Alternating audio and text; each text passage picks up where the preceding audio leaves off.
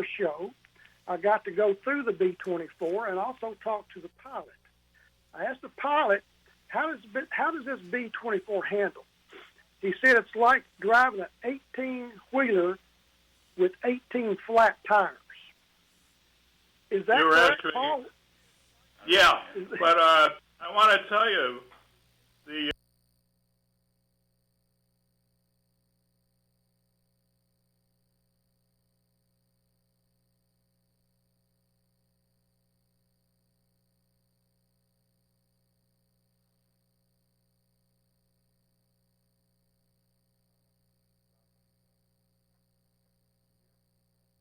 You're listening to America's Web Radio on the AmericasBroadcastNetwork.com. Thank you for listening.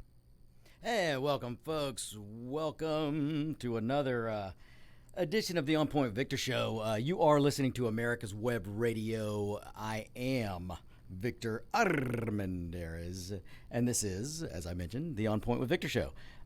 The ambassador of truth. That's me, folks. That is me, the ambassador of truth, the orator of common sense, the bringer of logic. That's we may have to make some promos with that, but that's what you're going to get here, folks. Look, I got a good jam-packed show today. I want you guys to really, really tune in today. I'm going to go over a few things, and we'll get into a few things. But I've got, especially for those of you in Georgia, for those of you in Atlanta, Georgia, and the area, and specifically DeKalb County, I'm going to have two guests come in just a few. And they are previous formerly Democrat candidates. They're for sheriff. They were Democrat on the Democrat Party, part of the Democrat Party, probably for a long time. But they are coming in today because we're going to talk about, while the two of them are supporting the Republican candidate for sheriff this go around. So they are walking away from the Democrat Party and supporting the Republican candidate. And we're going to get in and talk in a discussion with them about why they're doing that. And we'll also get into a discussion on the current sheriff. Look, folks, you've heard me say it before. Local politics is just as important, if not more important, than national politics. If you are in your state and your city and your community, politics starts there.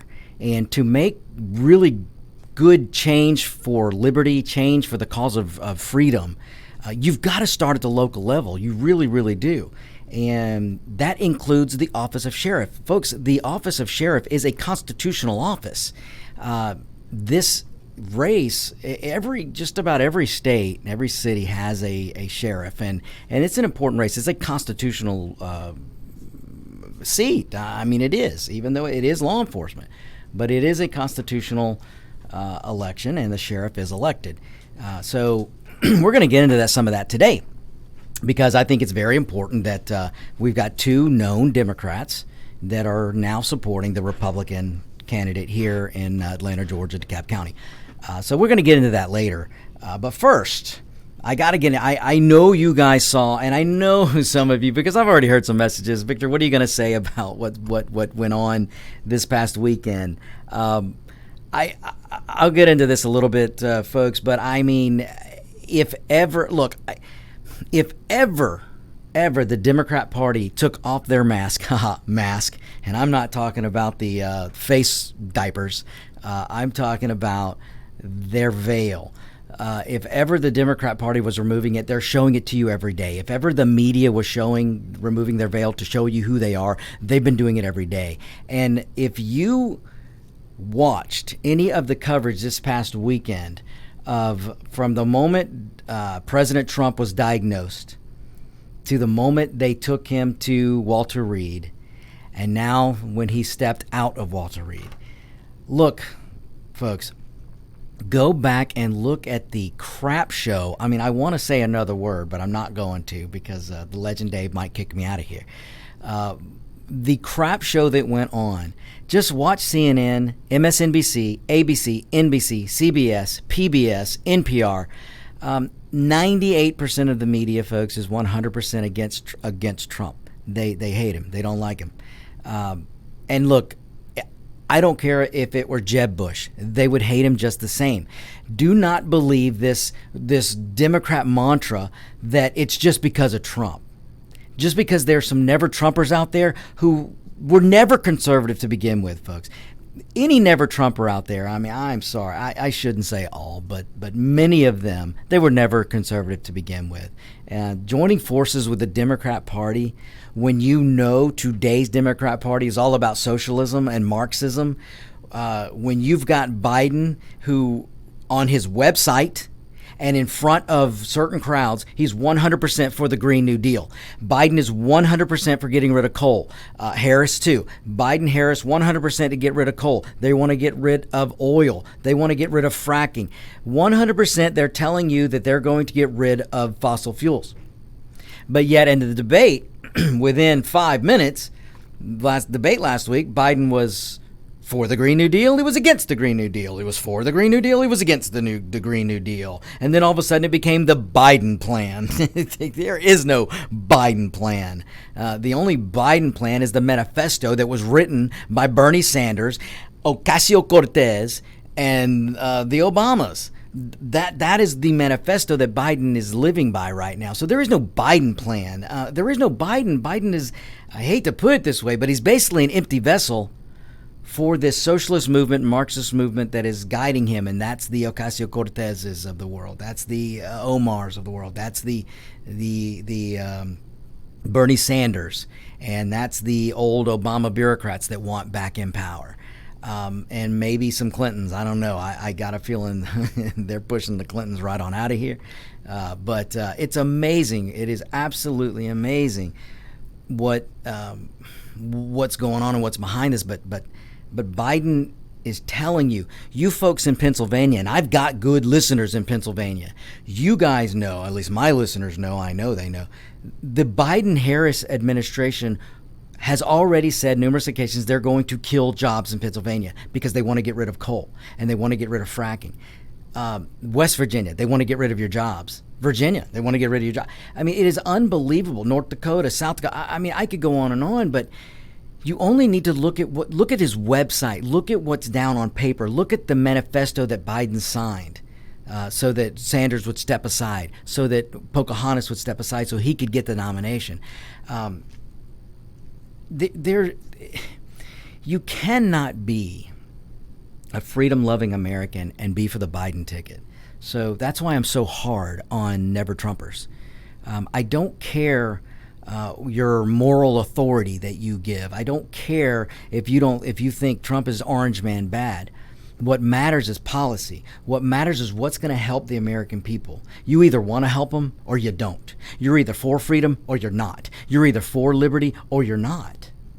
And the Biden-Harris ticket is not for freedom, is not for liberty, is not for jobs. They're just not for the people. If you're a millionaire and billionaire, yeah, you want Biden,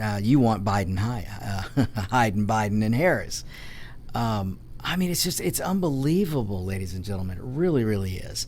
But what you saw over the weekend was a media that was projecting what they wish would happen to Trump. It's awful, ladies and gentlemen. If you found yourself this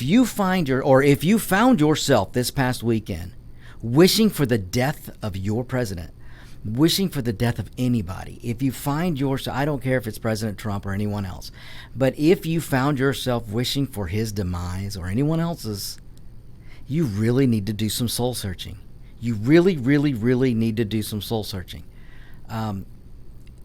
The office of the presidency is the office of the presidency. I don't care who occupies it, because it's going to be somebody different in after the next 4 years of Trump. It might be someone you like. It might be someone you don't like. It doesn't matter. It's the office of the presidency. But the human decency, you don't wish for the death of someone else. You just don't, folks. I mean, it's unbelievable what we saw, but what you saw this weekend was projection on the media's part and Democrats' part. They were hoping Trump would be weak and feeble. They were hoping Trump would have to be wheeled out in a wheelchair. They were hoping that he was going to have complications and trouble with this. And I know this sounds bad. And I know you guys are going, oh, come on, Victor. They don't mean that. No, go watch it. Go look up and watch what these media people were saying.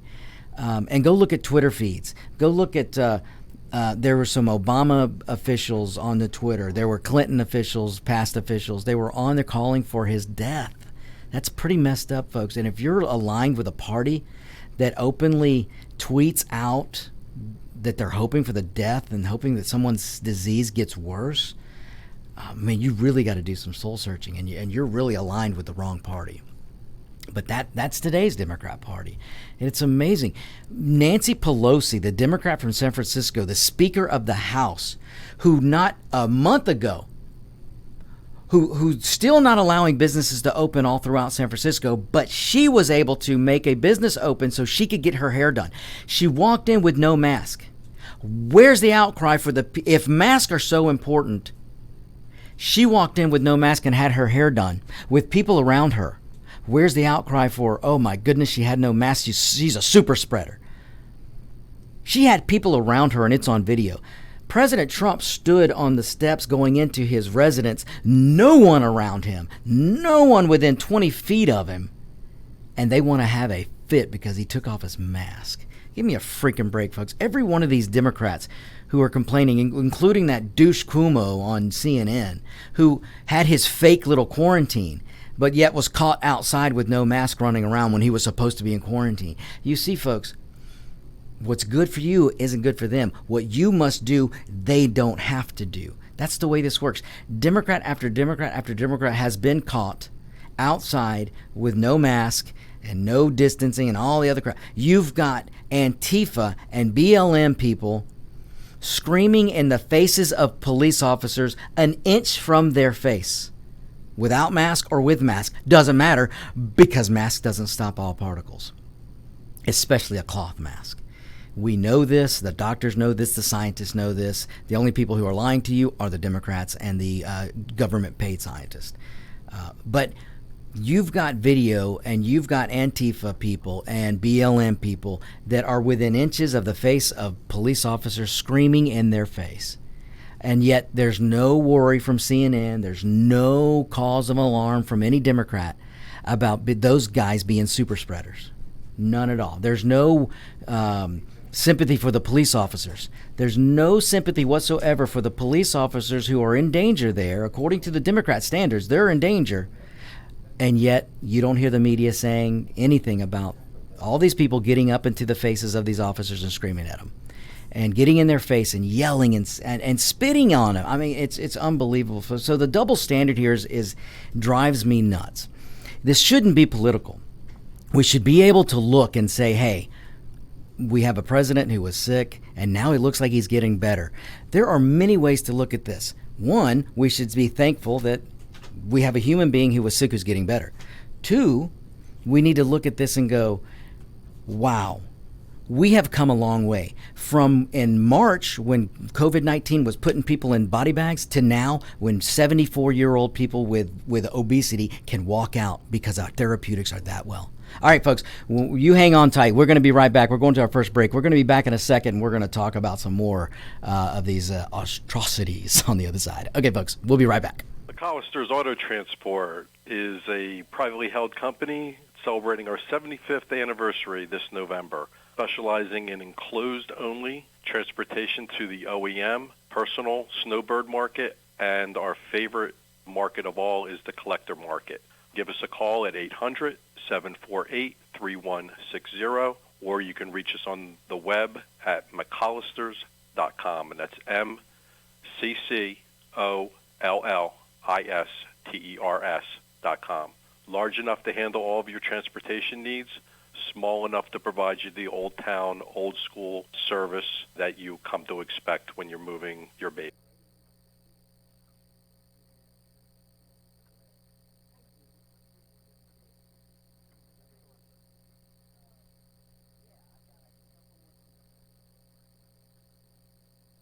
Whether cruising the strip in a 57 Chevy or taking the family on a vacation in a 71 Oldsmobile Vista Cruiser, you need to tune in to Classic Cars with Steve Ronaldo and Jim Weber every Saturday from 8 to 9 a.m. on americaswebradio.com.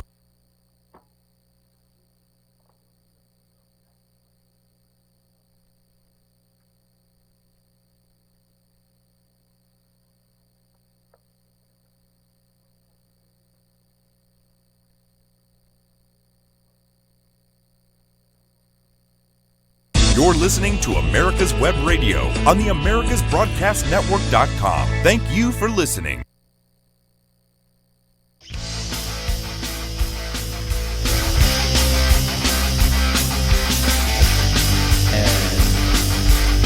And we're back, folks. It's good to be back. Now, those of you who are watching on the webcams, you see me joined now by a few people, and we're going to get to them in a second, so you're going to want to stay tuned, because when I opened the show, I told you guys about Atlanta, Georgia, and DeKalb County, and how the sheriff race is a constitutional office.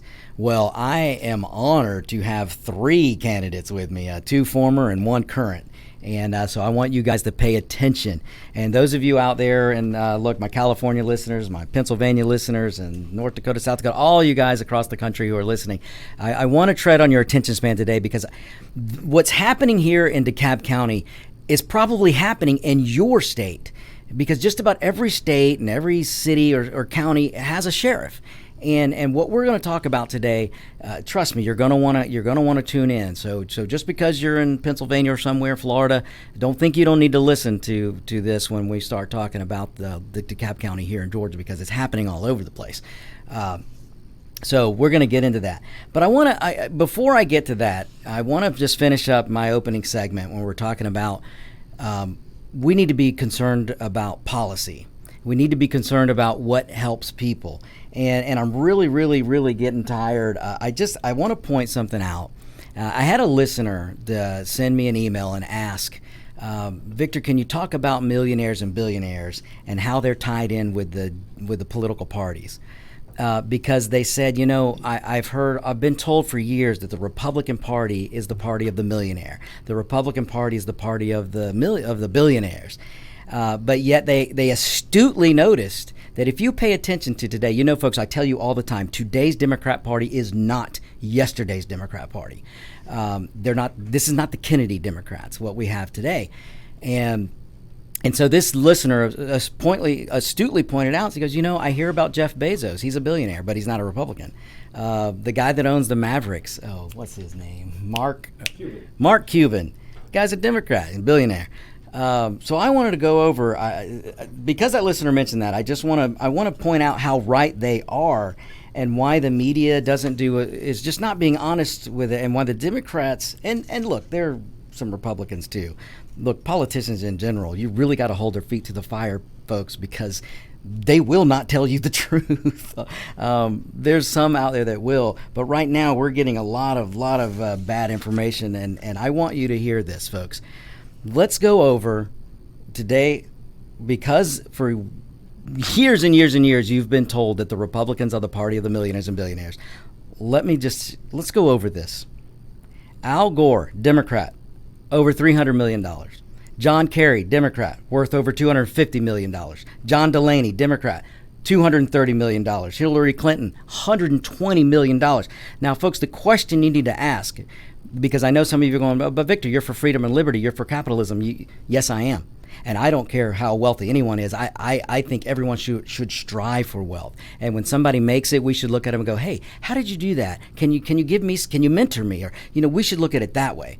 But the problem is the left is always demonizing money, but yet look how many people I just named that are multi-millionaires. And the question you need to ask is not if a working man achieved millions and billions like Mark Cuban maybe, or say President Trump or his family, whatever. If somebody built a business and signed paychecks and created jobs, it's not their tax forms we should be looking at. It's the person who became a politician and has been a politician for 50 years who is now a multimillionaire. That's the tax returns we need to see. How did you go, Hillary, from next to nothing to being a $120 million person today, when all you've done throughout your life is politics? You're living off the taxpayer. Al Gore the same way. So Nancy Pelosi, a mask for you but not for me, Pelosi, $120 million she's worth. Not her husband, she is. Dianne Feinstein, over $80 million. Susan Rice, $40 million. Gavin Newsom, $10 million. I mean, I could go on and on. Bernie, who is a known, he says he's a socialist. I'm not saying he's a socialist. Bernie said he's a socialist, all right? He calls himself a Democrat socialist. This guy's a millionaire. He's never had a private sector job, folks, only been working in government. Okay? How did he get his millions? We should ask these questions. This guy has 3 homes. The so-called socialist who's telling you and me that we need to live in a small home and use less power, that we don't need to drive gasoline cars, but yet he has 3 homes. One in Vermont, one in D.C., and one in Burlington. These aren't cheap homes. One was $600,000 that he paid cash for. One was $405,000. And one was $500,000. Those are 3 homes that he owns now, folks. I mean, I don't care if how many homes he owns. What I care about is if you're telling me that I can't own homes or that I need to live a certain way, then you need to do it first. You need to do it first. So when a politician looks at you and says that you don't need to fly as much, turn around and say you first. Because when a politician is telling you that you need to fly less, they turn around and get on their private jet. When a politician is telling you not to drive your SUV, they turn around and get in a fleet of SUVs. So any politician, I don't care if they're Democrat, Republican, Libertarian, Independent, whatever they are, when they tell you that you need to do something, then turn around and say you first. If anyone in this country should lead by example, it should be our elected officials. We the people, because we have such a precious document in this country, the only country in the world that has a document that says, hey, government, the people are free, and we're going to write in this document the restrictions of the government, that there are things you can't do to the people. We're the only country that has a document like that. We're the only country that is a representative government. We the people can get together, and my gosh, folks, as I'm going to demonstrate with DeKalb County here in Georgia, there is no voice more powerful than when we stand together as people, not as a D or an R. When we stand together as people. And what I mean by that, folks, is if there is a Democrat or a Republican out there and they've been representing you for 40 years and nothing's gotten better, it's time for you to take your vote back. So in a place like DeKalb or some other states where you've got the same people you've been sending back, and these people keep ending up in jail when they get out of office, or they're under investigation while they're in office, or as we'll talk about, the current DeKalb sheriff, who I think owes a little bit of money and is under investigation.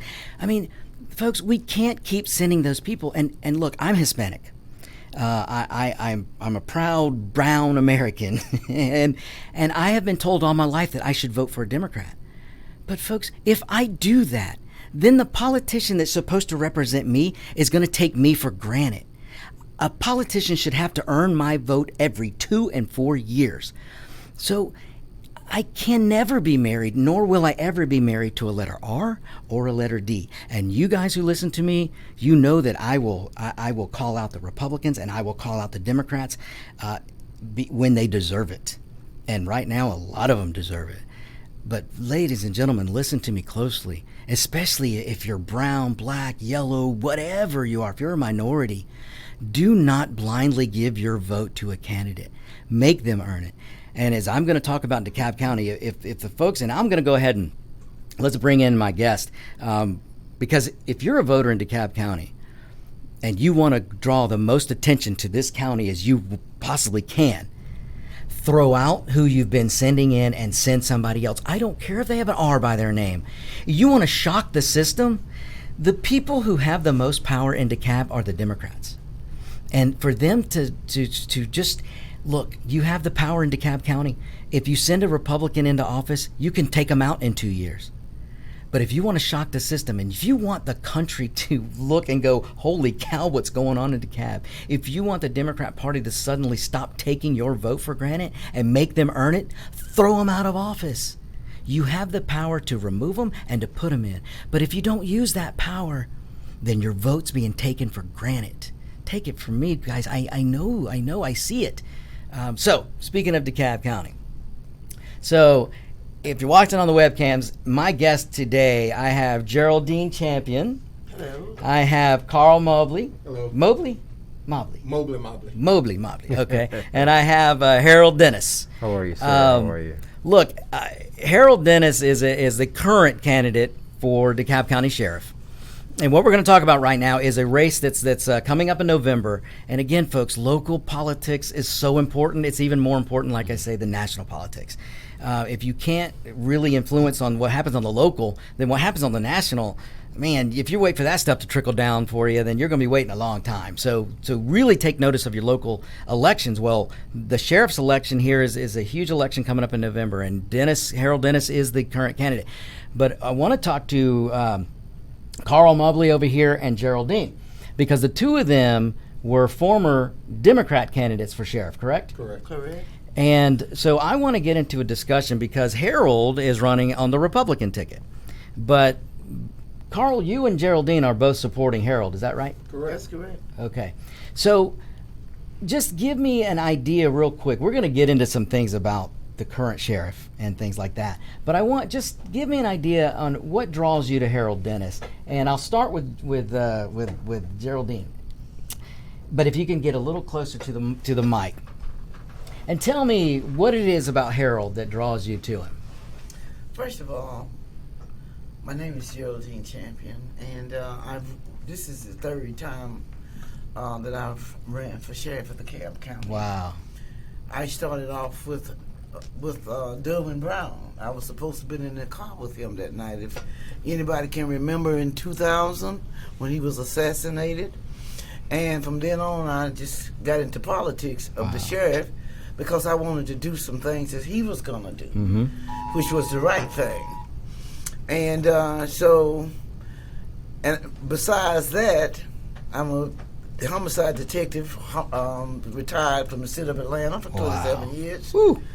I have 17 years of military intelligence, military time, and I have a son that's the only helicopter pilot in Fulton County. Oh, wow, that's awesome. So I'm about the law. You are living, breathing law. Yes. Plus, I'm a trailblazer. I've been, most of the things that I've been into in the police department, I was either the only woman or the only black woman. Wow. And I went from foot beat all the way to homicide detective. So I know honest people when I see them. And I know corrupt people. I can smell them out. I bet you can with those many years of. And I'm a individualist. That's great. I was born, I guess, a Democrat, but I'm an individual. I look at a person's. I look at their heart and their compassion. Because when you are dealing in law enforcement, you got to have some degree of compassion. Oh, absolutely. And this is what I look. This kind of character I look for in a person. I'm also a black female, and normally you would expect me to support a black female. But again, I'm an individualist. If I see something stink, then I'm the kind that I'll speak up. Excellent. And in this situation, I'm speaking up because I know. I've been inside of that jail, that DeKalb County jail. I know it's corruption going on in there. Yeah, and we're talking about the DeKalb County jail system and the corruption that seems to be going on in there, including some let's just say unscrupulous things that's going on with the current sheriff. Oh, well, one of the things, and the major thing is, my idea is if you can't run or control your home finances, how in the world are anybody expect you to run a $90 million budget? A budget. And case in point, right now I have a paper signed by Judge Johnson. It's garnishment against her salary right now as we speak. $247,000. That's divided in between three businesses. One of the businesses is Zale Jewelry, the other business is Home Depot, and the other one is school loans. Oh, wow. Okay, so the current sheriff is getting a salary of $247 whatever. No. Okay. No, the salary. The current salary is not $240 for the sheriff. She's being garnished for $203,000 for a student loan. The other two garnishments happened from Zales and Home Depot. Okay, got it. Okay, so she basically owes some money, didn't pay it, and now they're garnishing her paycheck. Yes. And she's the current sheriff. Yes. Who's supposed to oversee a $90 million budget. Yeah, $90 million plus dollar budget. Okay, this is the kind of thing right here. And Carl, how do we reach the voters of DeKalb County, which are overwhelmingly Democrat? How do we reach them and say, we've got to stop this corruption? This isn't about D's and R's. This is about people. And I've known Harold. Harold, I cannot say what a good friend he is of mine. I know he's a good guy. I don't care what party he's on. So how do we reach the voter of DeKalb, Carl? How do we let them know you gotta get behind somebody like Harold, and we gotta stop the corruption that's in their name? It's just an everyday task. We have to get out and just beat it into the people and let the people know that we got to get away from the party line. Mm-hmm.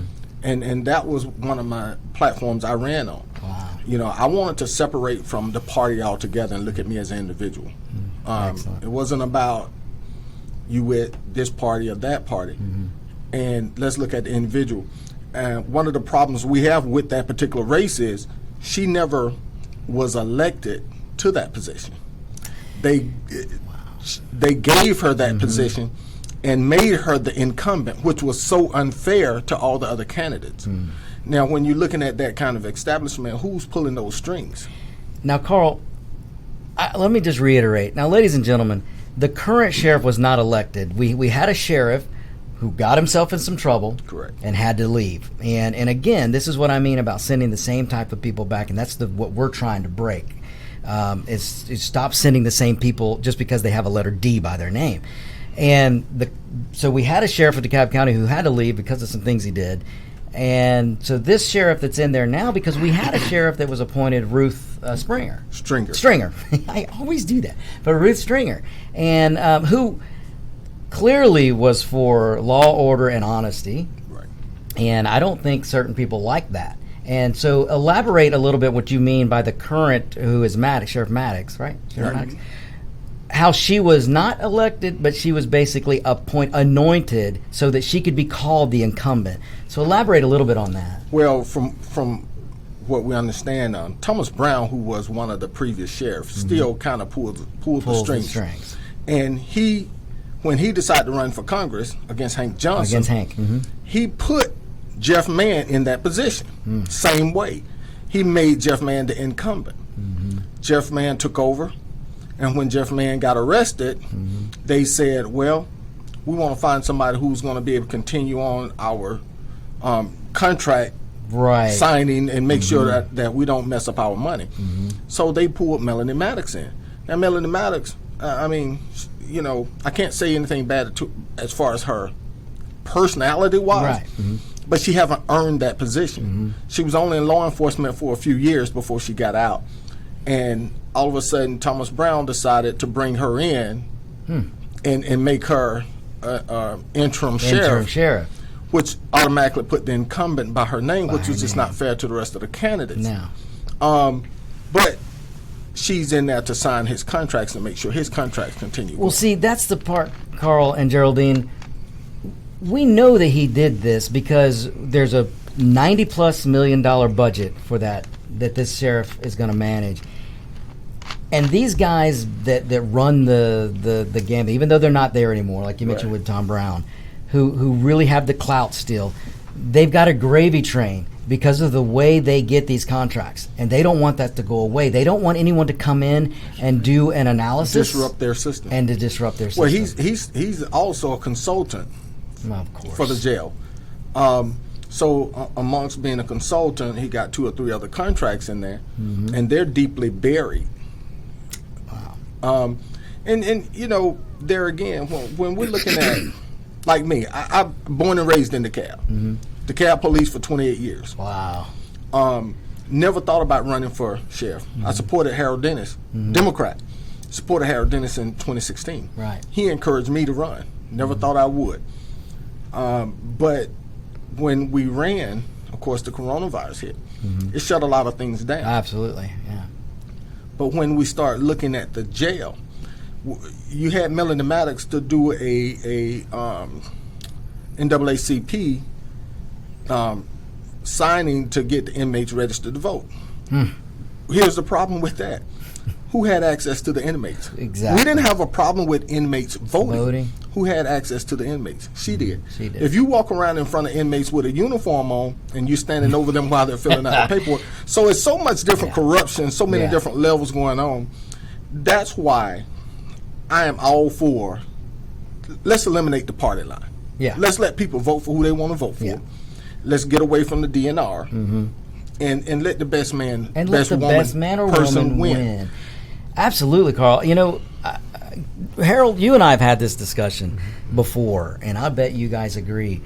The sheriff should be a nonpartisan race. Sure. There should be no D's and R's, and in this case in DeKalb County, it really should be an open seat. There should be no incumbent listed. Shouldn't. But because of the way they finagle and they do it on purpose, just like you said, Carl, they want that incumbent by the name because so many voters will just go in and just vote incumbent, and that's what's got to stop, because you get these bad apples in there.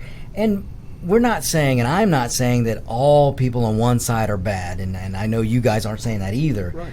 But when we see a problem, we as people must step up and make a change. And that's where this is where we're headed right now, because if Maddox is allowed and elected to the office, the bad contracts and the let's just face it, there is corruption. Mismanagement of the jail. Right, the mismanagement of the jail, the corruption that goes on with the contracts, the gravy train that someone like Brown has. I mean, if you're a consultant getting paid and you're getting paid in numerous ways, but that money's eventually it all comes from the taxpayer. It does.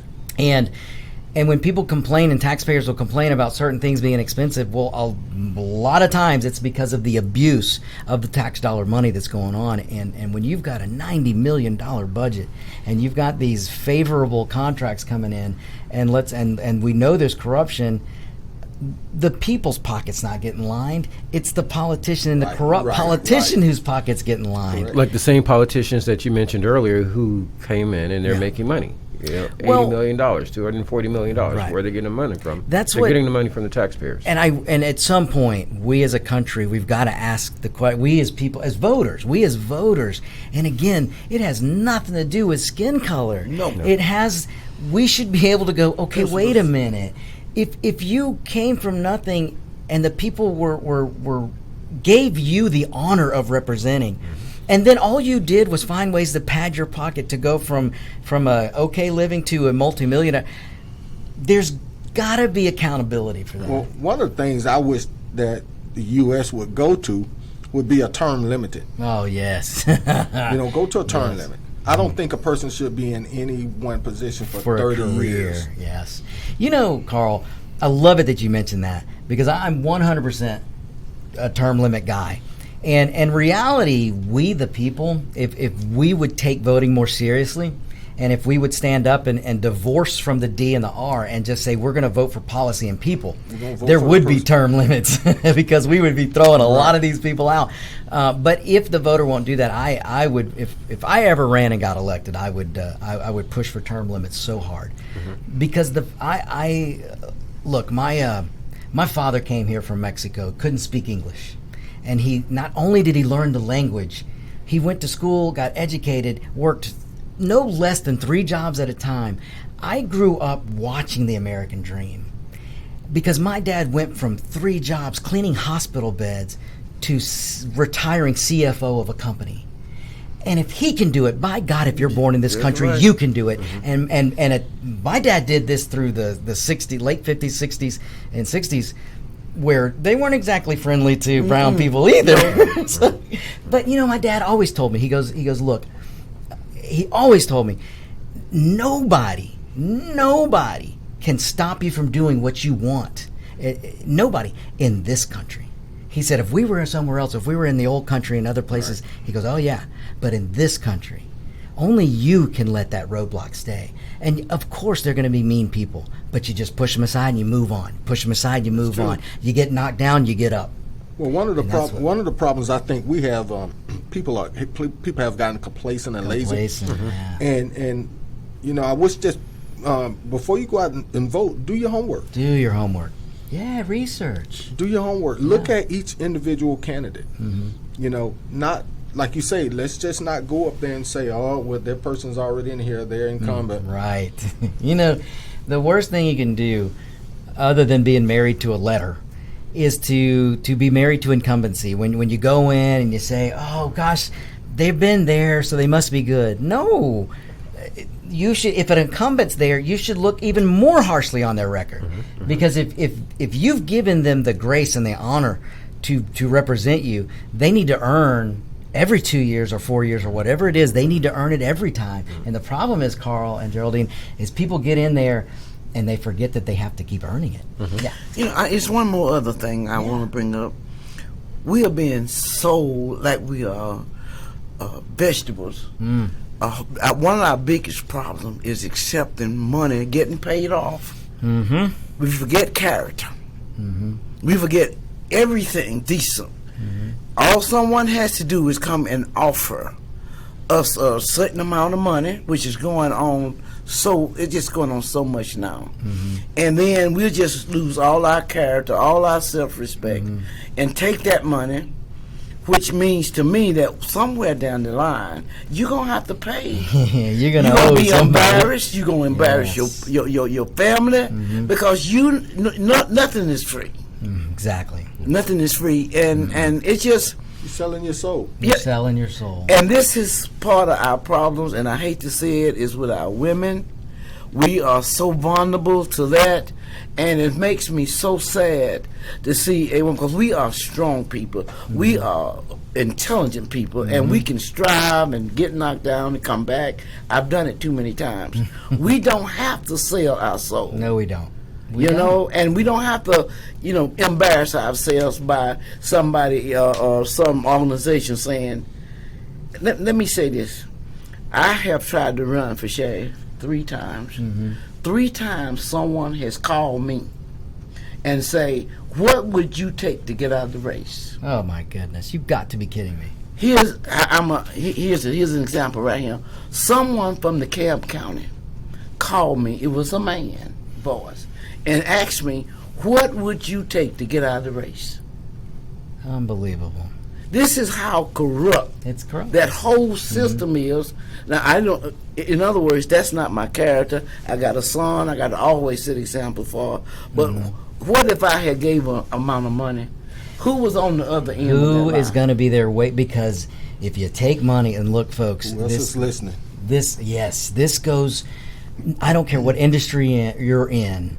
But if you put your character aside and you know what's right and you put it aside and you take money, the pauper is going to come calling at some point. This is how corrupt the DeKalb County Sheriff Department is, because it was someone representing the DeKalb County Sheriff Department. But I want to make out a good point. As a DeKalb County officer, now I can't speak for any other agency, but as a DeKalb County employee, officer of the courts, you can't get hired if you're under garnishment. So she shouldn't even be sitting where she's sitting. When we're going through our background investigation, and they do our believe me, and they do our employee history and our financial history, they look at who you owe, and have you ever been garnished, and how much you owe, and how much you owe out. Yeah. So it just behooved me for the sitting sheriff to owe $203,000 on one loan, and to still be in that position when I know for a fact other employees that work for the sheriff office have been garnished. They had to take time off to go get the garnishment straight. So once again, we have a person in high office who is doing one thing, and then the people who are, the to use a Marine term, the grunts, who have to bear the burden. The so-called leadership isn't setting an example. Correct. I mean, this is the kind of, and this is what bugs me too. Why on earth we've got some pretty good local news stations here. Yes, we do. They're ignoring this. Yes, they are. They're ignoring it, and this is the problem I have with the media. People like to joke and say, "Oh, you talk about the media bias. Well, I do talk about media bias because it's there. Because they are. And it's there and it's alive and well. And when you've got this case, when you've got a current sheriff who's overseeing officers, and those officers, if they were doing what she did, they would be put on leave until they've worked out their finances or worked out whatever it was. But yet she's allowed to sit there. Not only sit there, she's allowed to run as an incumbent. Mm-hmm. This is the that compromises your integrity. Oh my gosh, the integrity she had, if she has any left, it needs to come out. Imagine what your paycheck looked like if somebody's garnishing you for $203,000. Now, what is she bringing home, and how is she supporting her living? So, what kind of per diem is she getting that we don't know about? And what kind of side deal is she getting to hold these contracts? And that is a question that little radio me shouldn't be asking. Your local news, we got to get this story out. Let me say one more thing, and then I'm going to hush. No, you talk as much as you want. You've earned it. From the day that they killed Dublin, that's when all this corruption came to a head. But it goes further than the sheriff department. This corruption goes much higher than the sheriff department, because I for one have a list that Durbin gave me. I would have been his second person in charge. It's 7 people on that list that I keep locked up that's taking money from the sheriff department, that's collecting their part of their share of the corrupt money. I have those 7 names locked up in the bank. Wow. And, it may come out sometime, it may not. But this corruption goes much higher than the sheriff department. Goes much higher, and for some reason Channel 11, Channel 2, and Channel 5 will not air this. It blows my mind, Geraldine. I mean, how can somebody call themselves a news agency and a journalist if they don't want to get to the bottom of this kind of corruption? And again, if this were Republican corruption, I would be the first in line. I mean, I'm a conservative guy. I would be the first in line wanting to throw them out, because, again, this isn't about party. This is about what's right for people. You're right. And we can't help the people of DeKalb, which need help, if we can't stop the corruption. And you're 100% right, Geraldine. The corruption goes beyond the sheriff's. I know personally. We had a news conference, case in point.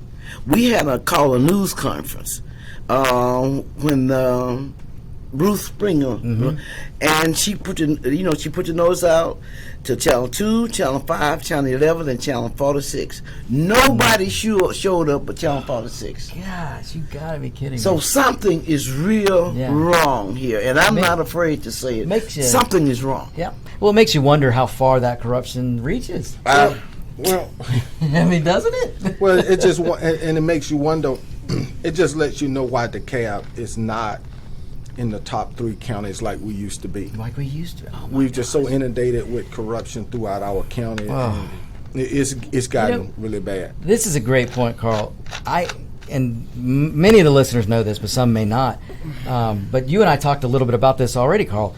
I grew up in DeKalb. You grew up in DeKalb. I did too. And Geraldine grew up in DeKalb. Harold, you've been in DeKalb. Born and raised. Right? Born and raised. So we've got 4 people here who have spent generations in DeKalb County. And Carl, to your point, I remember, because I remember, I until I was 13 years old, was in a pretty small house with my brothers, my sisters, and I remember asking my mom and dad, why are we living here? Why? As any kid does. You get friends that you go, hey, wait a minute, that's a pretty cool place. What are we doing over here?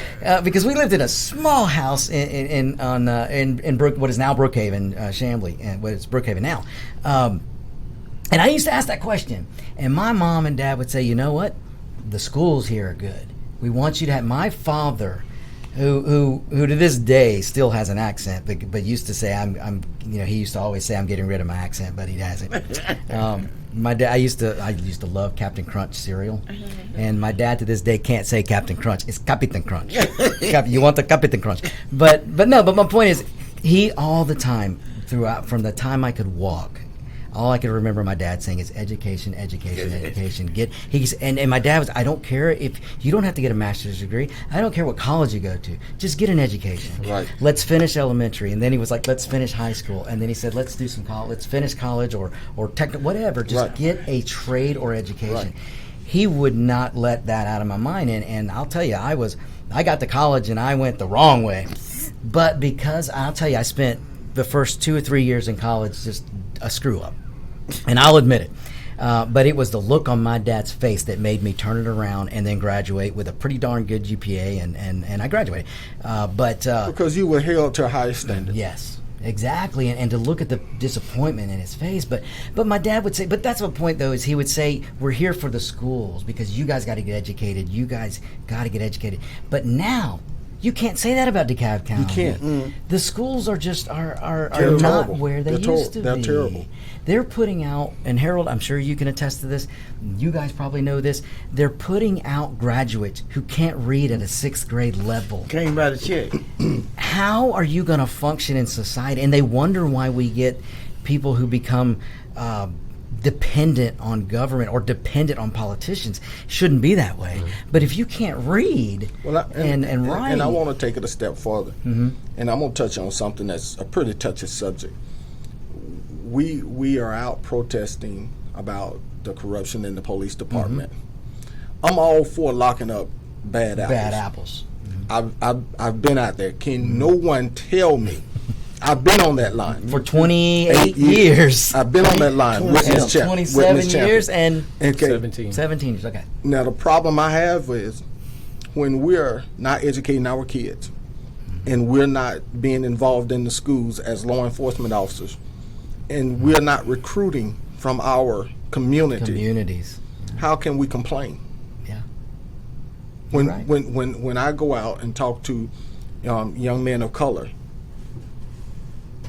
and I say, well, you ever thought about being a policeman? The look that I get. I mean, I made my son become an officer. Did you really? Oh yeah, I made him become. I'll show you the picture. Awesome. But he used it to his advantage, and he's moved on. Wow. Got a better job. But when we're not recruiting from our own community because the community know of the corruption, when you got guys who are saying, man, I'm not going to work for y'all corrupt, the sheriff office corrupt, police corrupt. Right. What kind of example are we setting out when we're letting our top leaders get away with this kind of corruption? Like the sheriff, the top sheriff, and you're looking at her wrongdoings as far as her inability to handle her finances. Right. But you're holding your employees accountable. And you are supposed to preside over a $90 million plus budget. How can you do that how can you do it with the confidence of the people? And I just want to reiterate, no one at this table is attacking anyone personally. But we attack the policy because when policy's bad, it's going to hurt the people. Hurt everyone. And the people that we represent should be the foremost of our thoughts all the time. And when you've got corruption, it's even more of a call to action. And Carl, what a great point. Harold, we've talked about community policing because Carl and Geraldine, you guys will get a crack out of this, and I'll make it quick. When I was about 11 years old, I thought I was a motorcycle stuntman. And I went to a friend of mine's house down the street and took out his motorcycle, and I went for a joyride through the neighborhood. Well, I got pulled over by one of DeKalb's finest. And this is what I love about back then community policing. He pulled me over and he goes, hey, you're going to walk that bike home. And I turned and I went, oh, but it runs fine. It took me a minute. And he goes, you're going to walk it home. And then yes, sir, I am. I'm going to walk this bike home. Now, again, I'm a brown kid, Mexican descent, riding a motorcycle that was not tagged for the street. I didn't have a license anyway. But this officer, who I've seen in the community before, because they would come and do community they know you. stuff, and he knew who I was, and he knew where I lived, because he said, you're either going to walk it home, or I'm going to take you home. So one or the other, and it was. I will never ever forget that, and I'll never forget that officer, because sure, he could have called my parents and he could have done, but he gave me the option to say, hey, do the right thing and don't let me catch you doing it again. But he did it in a very nice, civil way, but a stern way to let me know that, okay, he's authority. Right. And look, my dad would tell me all the time, my mom would tell me all the time, look, when I turned 16 and started to drive, they said, look, when you get pulled over, because it'll happen, be respectful. Don't ever not be respectful. I don't care how right you think you are. Don't be disrespectful. Right. Be respectful, and things usually will work out. Mm-hmm. So that's what I'd love to see, Carl, is community policing. And take it further, like you said, recruit from the community. You know, a community that wants a law, most communities, let me put it this way, they want law and order. They want safety because they want their kids to be able to go to school and walk home and not be in danger of being kidnapped or mugged or robbed. That's the community that wants safety. So what a better place to recruit for your local. If police can be more local, and I mean community policing, then you get to know each other and there's not animosity between each other. Correct. So, well, we're getting to the end of the show. Harold, you didn't say much. So I want to end the show. First of all, thank you so much, Geraldine. Thank you so much, Carl. I want to have you guys back because this was a great discussion. Harold, tell us how to help you for Sheriff real quick in 5 seconds. So if you'd like to reach out to me, you can go to Harold Dennis for Sheriff, FORSheriff.com. That's the website. Or you can also call me at 404-590-6269. Awesome. Ladies and gentlemen, help Harold. He needs it. Thank you so much for tuning in. This has been On Point with Victor. We'll be back next week. Stay tuned for Locked and Loaded with Roger B. All right. Whether cruising the strip in a 57 Chevy or taking the family on a vacation in a 71 Oldsmobile Vista